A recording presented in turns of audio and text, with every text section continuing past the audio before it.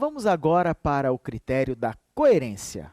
No critério da coerência, é muito importante que você entenda que o texto, para ser coerente, ele não basta que ele seja coerente só do ponto de vista semântico. Existe a coerência semântica, existe a coerência gramatical, certo? O que é, professor, a coerência semântica? Semântica, ideias, conjunto de ideias do texto. Então, as ideias do texto precisam estar concatenadas, elas precisam estar ligadas, entrelaçadas. Precisa haver progressão lógica das ideias. Então, nós precisamos no texto ter uma organização de quem escreve o texto para que o leitor consiga entender com facilidade, certo? Isso é uma coisa. Agora, a outra coisa é que o texto, para ser coerente, ele também precisa ser correto gramaticalmente. Ele não pode ter erros de ordem gramatical, que senão ele é incoerente. Então, processos anafóricos de retomada, o uso correto do demonstrativo para retomar, que seria a anáfora, o uso da catáfora, o uso da concordância, da regência, da sintaxe de colocação pronominal. Olha, tudo compõe a coerência de um texto, certo? Então, é muito comum, pelo assunto de redação oficial ser bem específico, mas ele ser considerado um assunto curto dentro dos estudos para concurso para cargo público, é muito importante que você entenda que às vezes você vai estudar o ofício, o memorando, e eles vão te fazer perguntas de língua portuguesa, perguntas de gramática. Então a banca vai lhe perguntar assim, olha, a partir, os fragmentos abaixo poderiam compor um documento de redação oficial e estão corretos quanto à gramática? E aí vem só questões em que você tem que avaliar o português da questão, a gramática da questão, a concordância, a pontuação, a vírgula. E aí você se frustra. Poxa, achei que ia cair sobre o ofício e memorando. E perguntou sobre o português dentro de um ofício ou memorando. É isso mesmo. Isso eles deixam para perguntar dentro do quesito, dentro da base da coerência textual. Pode fazer o exercício número 11. Olha como aconteceu o comando da banca PGR pelo CESP. Julgue se os trechos nos itens subsequentes apresentam linguagem gramaticalmente correta e adequação à redação de correspondência, expedientes e documentos oficiais. Certo, vamos julgar. Não se pode falar em justiça social? Não, errado. Não se pode falar em justiça social. Sem que todos os brasileiros tenham acesso pleno à leitura, ao ato de ler. Então, a leitura com crase, tem outro erro ali. E aos livros que permitem o desenvolvimento intelectual. Ou seja, a letra A não pode compor um documento oficial porque ela não segue a coerência da norma culta padrão por ter erros de português. Tem um verbo ali que deve ser falar no lugar de falarem e está faltando a crase no A depois do pleno. Letra B. A leitura é um instrumento para uma vida nova, pois ela permite e intensifica o desenvolvimento de habilidades essenciais ao pleno exercício da cidadania. Aqui está tudo certo. Certo é o gabarito. Não há erros de ordem gramatical, portanto, não está prejudicada a coerência. Ainda no exercício 12. Vamos à correção.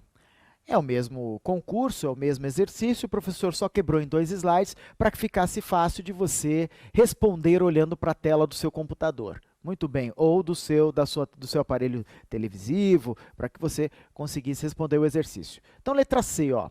Educação é fator decisivo para redução? Errado. Para é muito comum, mas é um termo coloquial. Teria de ser para a redução das desigualdades sociais. O analfabetismo perpetua a miséria e cria um ciclo vicioso que atravanca o desenvolvimento de todo o país. Então, já está errada a letra C. Letra D. O esforço pela erradicação do analfabetismo deve ser visto como uma questão nacional. Tudo certo com a letra D. Certo é o gabarito. Não há erros de ordem gramatical, o trecho está coerente. Letra E. Para enfrentar o desafio educacional, é necessário ampliar o investimento em programas de formação e de valorização de professores, melhorar o material didático, informatizar escolas e garantir que toda criança tenha acesso a um ensino público de alta qualidade. E aqui está certo ou errado? O texto é longo, portanto ele é prolixo, professor? Não, não é o tamanho do texto que indica a sua prolixidade ou coesão. É muito importante que você entenda isso. Olha só, prolixo não é o que fala muito, prolixo é o que fala muito e diz pouco. Um texto longo com muitas informações é um texto informativo, bem informativo.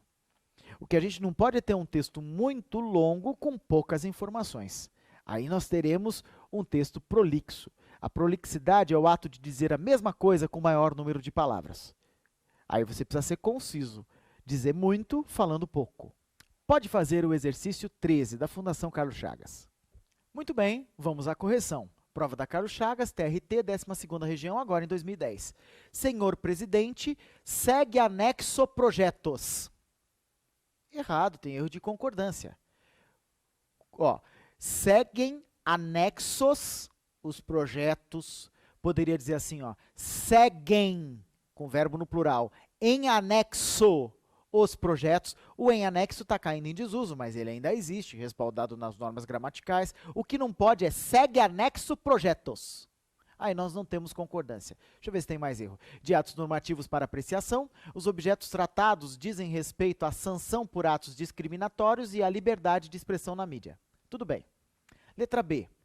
A partir do próximo mês, todas as reuniões serão realizadas no turno da manhã, onde os assuntos deliberados já poderão ser colocados em prática na mesma data. A decisão procura agilizar o andamento dos processos e atender a pedidos dos funcionários da casa. Observamos dois erros. O onde só deve ser usado para local estático com endereço fixo. Então, no turno da manhã, no qual os assuntos deliberados. Beleza. O segundo erro é a crase ali, ó, atender a alguma coisa, mas o sucedente é plural e masculino, pedidos. Então, não tem crase. Então, atender a pedidos, sem um acento indicativo de crase. Pode fazer o exercício número 14. No primeiro momento, apenas leia esse texto que está, porque depois dele que a banca fará algumas perguntas.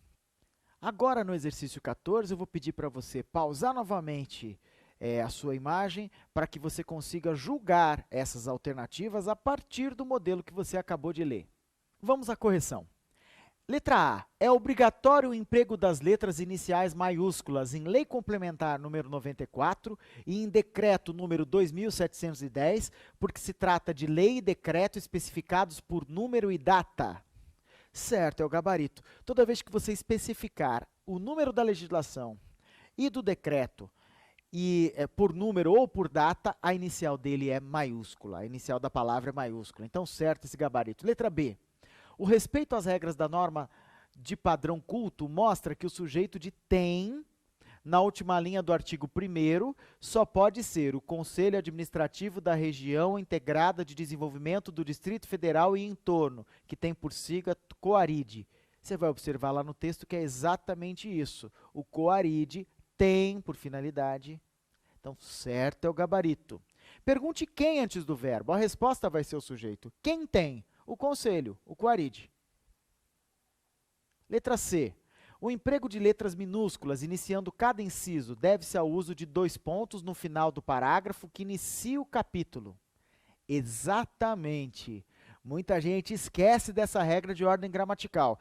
Depois de vírgula, depois de ponto e vírgula e depois de 2 pontos, sempre, meus queridos, letra minúscula. A menos que você vá ter um substantivo próprio ou algum outro caso que exija letra maiúscula, certo? Então, depois de vírgula, ponto e vírgula e 2 pontos, letra minúscula. Como 2 pontos antecedem todos os incisos, letra minúscula no início deles. Letra D. A pontuação em 7 indica que se trata do último inciso do artigo 1º. Certo, é o gabarito. Por isso tem ponto e vírgula nos outros e um ponto final aqui. Então, é o último inciso exatamente do artigo 1º. Faça agora o exercício 15. Vamos à correção. Prova de analista judiciário agora em 28/11/2010, hein? Banca do CESP.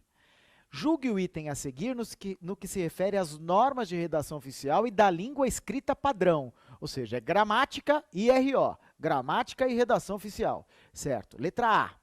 Se a administração de um tribunal resolvesse editar portaria que atendesse à determinação com crase, que atendesse ao ato de determinar, já está errado, falta uma crase ali.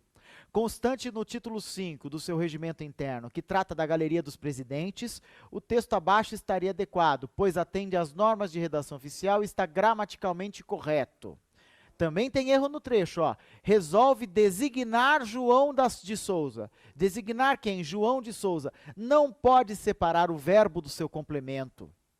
Isso. Então, arranque aquela vírgula que separa designar de João Souza Dias para compor comissão que efetuará estudos de fotografias e, após, apresentará projeto de afixação. Outro erro. Ou você coloca o após, esse advérbio, entre vírgulas, por estilo, porque ele só tem uma palavra, não tem vírgula obrigatória, só vírgula optativa, ou você arranca essa vírgula.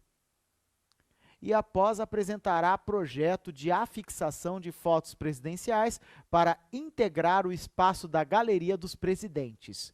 Então, lembrando que nós não podemos colocar ali presidenciais com P maiúsculo. Existe, cuidado, esse mito, tá? Não é todo vocábulo que você pode colocar com letra inicial maiúscula só para enfatizá-lo.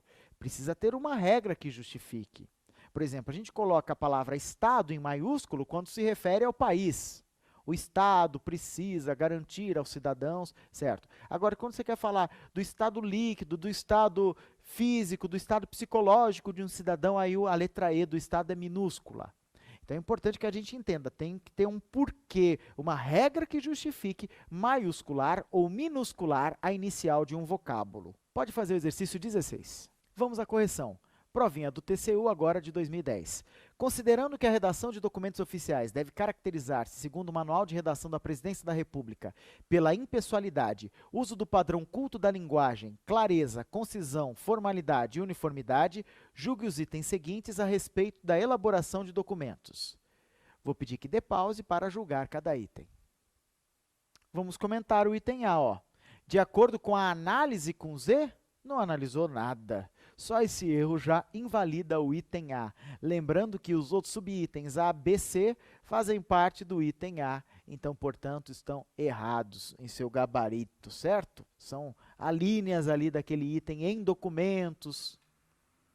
Agora sim pode fazer o item B. Aqui está tudo certo, ó.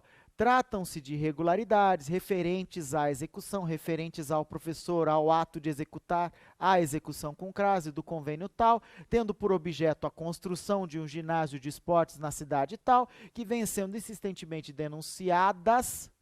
Vamos ver aqui, peraí. A construção de ginásio, denunciadas as irregularidades, certo? Na mídia impressa e televisiva, sem que os poderes municipais tomem providências. Tudo certo com o item B.